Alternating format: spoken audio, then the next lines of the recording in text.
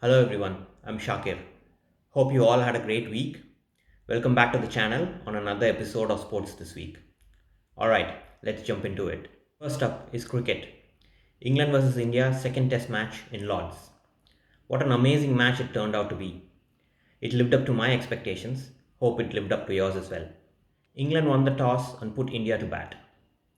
India finished day 1 on a high, scoring 278 for 3. KL Rahul was 129 not out. Rohit Sharma got out for 83, but he had an opening partnership with KL for 126 runs. Kohli played some nice strokes, but he got out for 42. The English bowling didn't really trouble the Indian batsmen. Day 2 didn't start well for India. They lost KL on the second ball of the day and Rahane in the second over of the day. That put India in a spot, but Pant and Jadeja played cameos, taking India to 364 all out. For England, Jimmy Anderson picked up his 31st fifer. England came into bat after lunch in day 2. They were rattled by two quick wickets by Siraj of two consecutive deliveries. He picked up Sibley and debutant Hamid. Burns got out towards the wee end of the day. England finished the day at 119 for 3. Day 3 belonged to England and Joe Root. Joe Root went on to bat the entire day and he finished with 180 not out. He got a good partnership with Bairstow and he also got some good support from Moeen Ali and Butler. England were bowled out in the last ball of the day for 391, giving them a lead of 27. Siraj picked up 4 wickets and Ishant Sharma picked up 3 important wickets as well. Day 4 started off okay for India, but they were down to 27 for 2, losing both their openers. Kohli played well for his 20, but he got out to a beauty from Sam Curran. India were 55 for 3 when their senior batsmen Pujara and Rahane put on a 100-run partnership. But Pujara fell to an unplayable delivery from Wood. Rahane got out soon as well, playing a back foot punch to a length delivery way outside the off stump. Jadeja got out to a peach from Mo Ali. England were all over India by the end of the day, with score being 181 for 6 with a lead of 154. The fifth day started off really well for England. They picked up Pant in the 4th over and Ishant Sharma in the 8th over. India were 209 for 8 with a lead of 182 when Bumrah came in. Shami and Bumrah put on an unbeaten 89-run partnership for the 9th wicket, with India leading 271, Kohli declared. England needed 272 runs to win the match and India needed 10 wickets from 60 overs. England had an horrible start. Bumrah picked up Burns in the first over. Shami picked up Sibley in the second over. Hamid and Bairstow were dismissed as well before tea. Joe Root fell immediately after tea. Butler and Moeen Ali put up some fight, but in the end, India had enough overs to bowl out England for 120 to win the match by 151 runs. Some interesting stats in this match. KL Rahul became the 10th Indian batsman to go into the Lords honours board. Jimmy Anderson got his 7th fifer in Lords, 4 of which have come against India. Joe Root scored his 4th ton in Lords and his first ton in Lords against India. In the English second innings, both their openers got out for a duck. This was the first time it's ever happened for England at home. The last time it happened in an away series was against Pakistan in 2005. Mohammad Siraj picked up his best career figures of 8 for 126 in this match. Joe Root scored more than 41% of the runs for England in this match and he got out only once. The remaining 19 wickets scored a little more than 58% of England's runs. This shows how dependent they are on their captain. Sam Curran got a king pair. This is the first time it's ever happened in Lords. King pair is when a batsman gets out for a golden duck in both the innings of a test. Now, we can't go away without talking about the incidents which happened on day 3, 4 and 5. It all started when Bumrah bowled a 10-ball over to Jimmy Anderson. There were some few short balls which were directed towards him which rattled Jimmy Anderson. He obviously had a few words to say. According to Ashwin, who speaks about it in his YouTube channel, Anderson complained that Bumrah has been bowling the entire day at 85 miles per hour, but he bowled at him at 90 miles per hour. Anderson said something really bad to Bumrah, some swearing for sure. This fired up India, Kohli can be seen giving it back to Anderson when he came into bat. He even went to an extent of calling him old. Things escalated on day 5 when Bumrah came into bat. Anderson said a few things. Butler got involved as well. Bumrah is not someone who shows a lot of emotions or talks too much. If he has got worked up, then England have definitely gone way overboard. The first ball after the heated exchange, Bumrah pulled Wood, but the ball went to the boundary in the covers. Bumrah even got hit on the head once, but he refused to take the single and was adamant on facing Wood. Root lost the plot, and at one point he had 7 fielders in the boundary for Bumrah. It all backfired on England, and they went on a back foot since. When Kohli declared, the entire Indian squad, I think around 43 members, came down to the member squad to welcome Bumrah and Shami into the pavilion. That put a lot more pressure on England. The culmination of all this was when Anderson came into bat in the second innings. The whole Indian team were pointing at his helmet. India have gone 1-0 up in the series and have a huge upper hand for the rest of the series. Let's see what happens in Leeds. Let me know what you all think in the comments. Next up is the first test match between West Indies and Pakistan. This one had all kinds of drama. It was one of the closest fought test matches in the recent years. West Indies won the toss and elected to bowl first. Pakistan lost both their openers for 21. West Indies kept picking up wickets at regular intervals and they were able to bundle out Pakistan for 217. Alam scored 56 and Fahid Ashraf got a 44. Jayden Seales and Holder picked up 3 wickets each. West Indies didn't have a good start either. They lost 2 wickets with a score at 1. They couldn't get their act together and they were reduced to 100 for 5.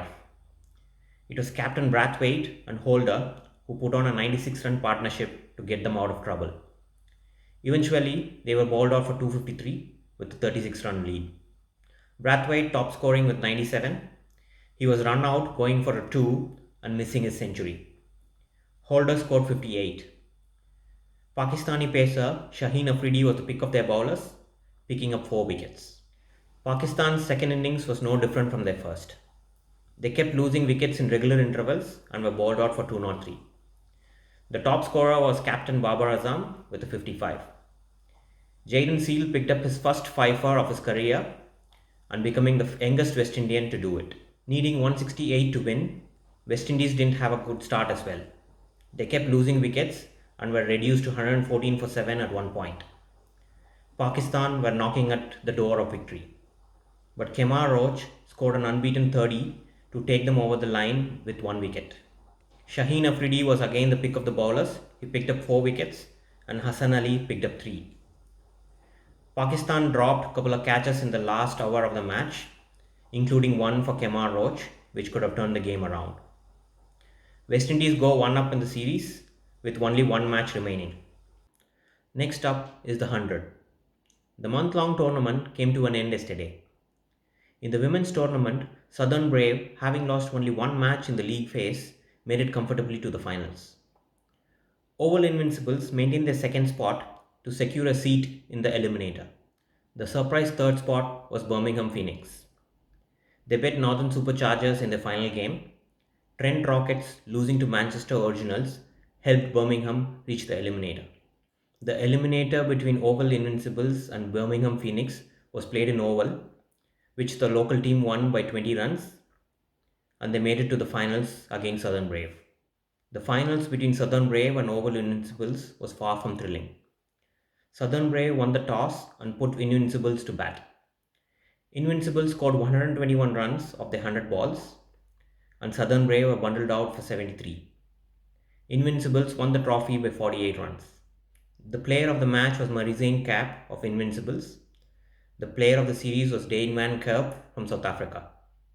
In the men's tournament, Birmingham Phoenix finished number 1 and made their way to the finals. Southern Brave maintained the second spot and got through to the eliminator. Trent Rockets, who were number 1 2 weeks back, secured a spot in the eliminator by finishing third. The eliminator between Southern Brave and Trent Rockets was not an interesting encounter. Trent Rockets were bowled out for 96. Southern Brave reached the target in just 68 balls and losing only 3 wickets. The finals between Birmingham Phoenix and Southern Brave was played in Lords. Phoenix won the toss and elected to field. Southern Brave scored a massive 168 runs in their 100 balls. Phoenix, in reply, couldn't score at the required rate and managed only 136. Southern Brave won by 32 runs to lift the trophy. Player of the match was Paul Stirling and player of the series was Liam Livingstone. The first installment of this tournament was really interesting. Once COVID and the travel restrictions are lifted, hope this tournament gets more international players and some more traction. Before we move on to tennis, there has been some interesting developments down under. Justin Langer's role as the coach of the Australian men's cricket team has come under a lot of criticism after some leak from the team. Even though his contract is valid till May 2022, there were talks about axing him. Few of the ex-Aussie cricketers got involved and it added fuel to the fire.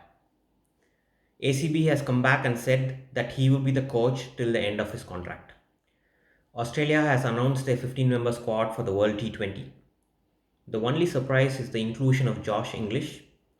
He is replacing Alex Carey, who has been touted as the future all-format captain of Australia. Next up is tennis.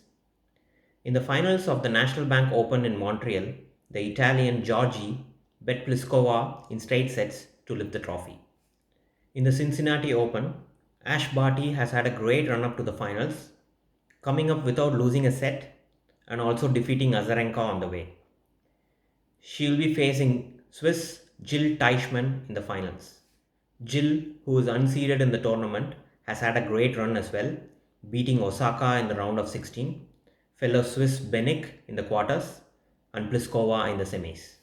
In the National Bank Open in Toronto, the Russian and world number 2 Daniil Medvedev bet Riley Opelka in the finals to win the championship.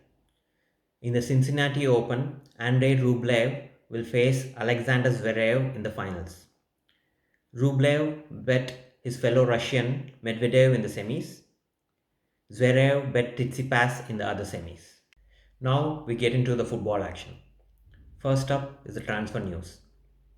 Arsenal have signed up Martin Odegaard from Real Madrid for £30 million. They've also signed Aaron Ramsdale from Sheffield United for £24 million. Man United have signed up Rafael Varane from Real Madrid for £34 million. There is also talks about Messi planning to finish his career in Inter Miami. Let's see what happens. Ronaldo, through his Instagram post, has rubbished all talk about him moving to the Spanish league La Liga. Now we move to England for the EPL. Tottenham kicked off their campaign to the EPL by beating the defending champions Man City 1-0. Harry Kane didn't start this match because he was not fully fit. Man City won their second match, beating Norwich 5-0. Liverpool won their second match, beating Burnley 2-0. Liverpool are sitting on top of the table now. Over in Spain in La Liga, Atletico Madrid bet Celta Vigo 2-1. Barcelona kicked off their campaign by beating Real Sociedad 4-2. They drew their away game against Athletic Club 1-1 and are sitting on top of the table. In France, in Ligue 1 action, PSG won their third match 4-2 against Brest, sitting comfortably at the top of the table. Defending champions Lille have not had a great start this season, drew their game 1-1 to Saint Etienne. They have not won a game yet this season. Serie A in Italy kicked off last night. Inter Milan won their first outing this season against Genoa 4-0. That is all for this week. Hope you all liked the video.